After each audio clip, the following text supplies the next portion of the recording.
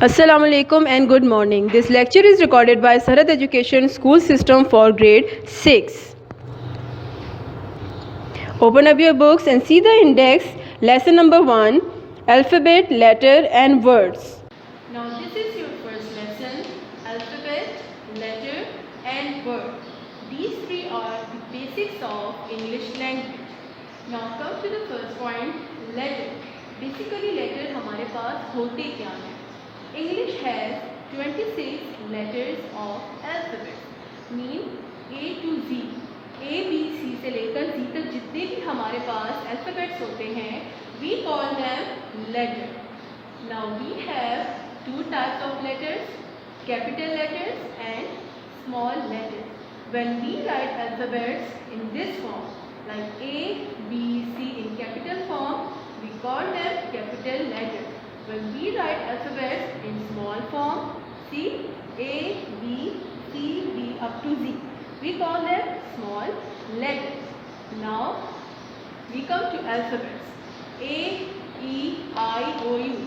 Alphabets are divided into two parts, vowels and consonants.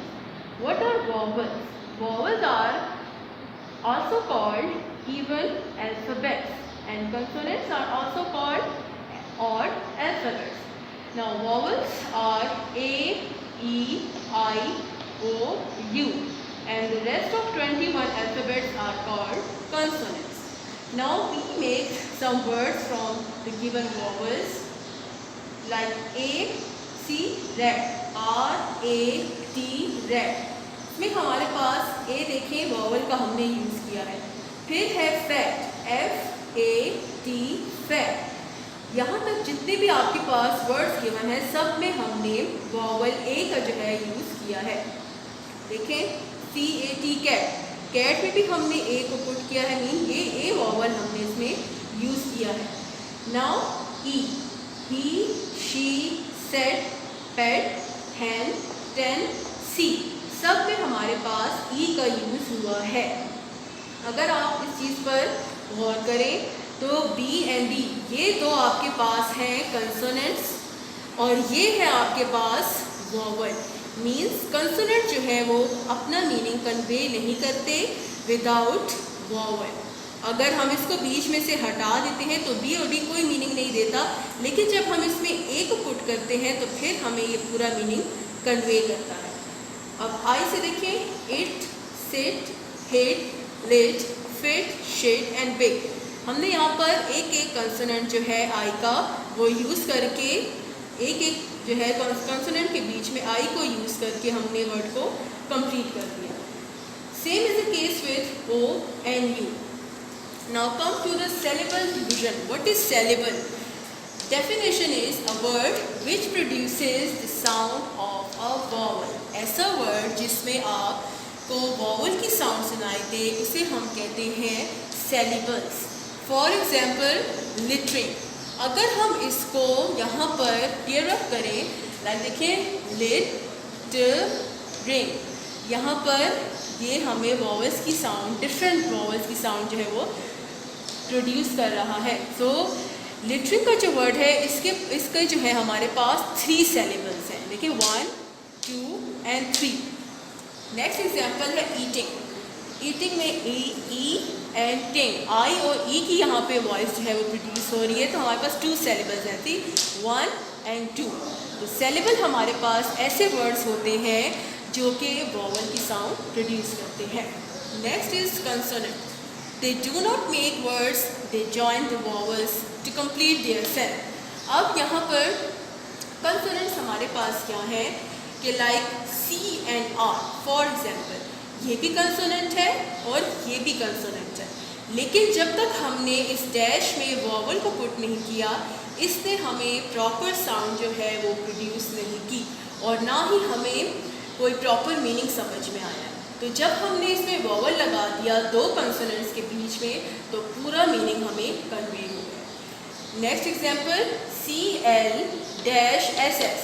ये दो भी कंसोनेंट्स हैं और ये दो भी हैं, लेकिन ये हमें बग़ैर ए के कोई मीनिंग जो है प्रोवाइड नहीं कर रहे, ना ही कोई सेंस हमें यहाँ पे समझ आ रही है. तो हमने वॉवल्स को बीच में पुट कर दिया, वॉवल ए को.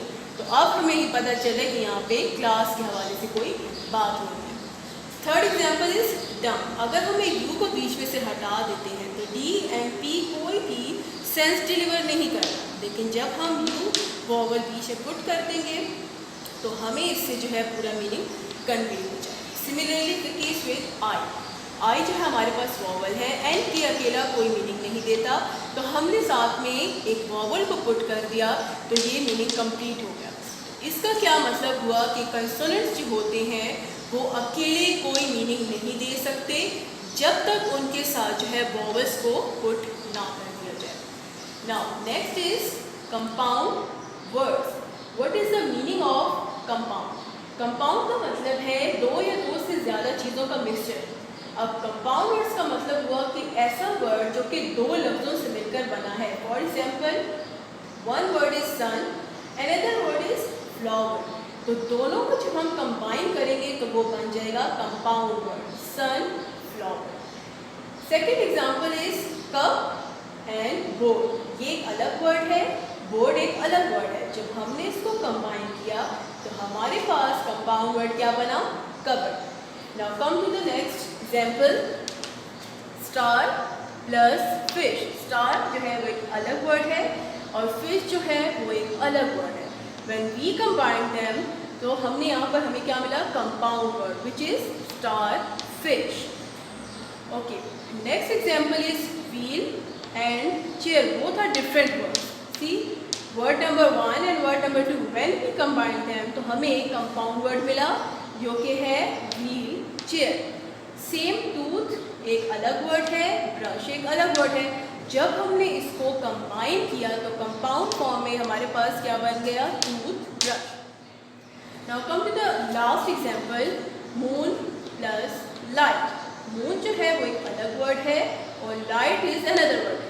तो जब हमने इसको कंबाइन किया तो यहाँ पर हमारे पास एक प्रॉपर वर्ड जो है वो बन गया, एक कंपाउंड वर्ड जिसे हम कहते हैं मून लाइट।